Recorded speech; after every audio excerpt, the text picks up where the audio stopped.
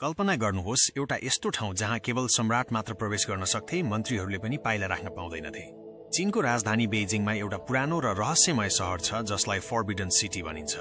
यहाँ करिब 600 वर्षसम्म 24 चिनिया सम्राटहरूले शासन गरे। तर यो शहरभित्र केही यस्ता लुकेका कोठाहरू छन् जुन आजसम्म कसैले देखेको छैन। प्रश्न उठ्छ, ती कोठाहरूमा के लुकेको छ? फर्बिडन सिटीमा झण्डै 8700 कोठाहरू छन्।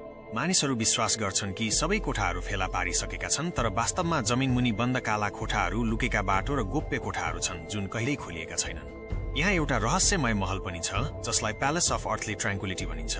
मानिसहरू यसलाई केवल सुन्दर भवन ठान्छन्, तर वास्तवमा यहाँ सम्राटहरूका गोप्य मन्दिर हुन्थे जहाँ काला जादु वा अमृत बनाउने प्रयास हुन्थ्यो, जुन पिएपछि सम्राट सधैँका लागि अमर हुन सक्थे।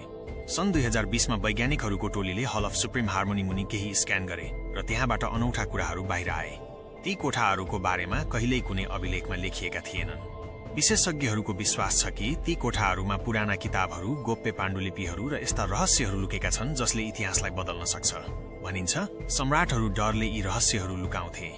उनीहरूलाई लाग्थ्यो कि यदि यी अभिलेखहरू बाहिर आए भने विद्रोह हुन सक्छ। एक सम्राटले त आफ्नो मृत्युअघि एउटा बाटोलाई पर्खालले बन्द गराएका थिए जुन आजसम्म खोलिएको छैन।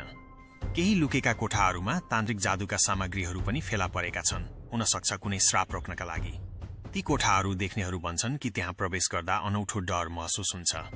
आजसम्म केही गोप्य कोठाहरू मात्र खोलिएका छन्, तर केही मानिसहरू भन्छन् कि त्यहाँ लुकेका कुराहरू बाहिर आए भने विश्वको इतिहास सधैँका लागि बदलिन सक्छ।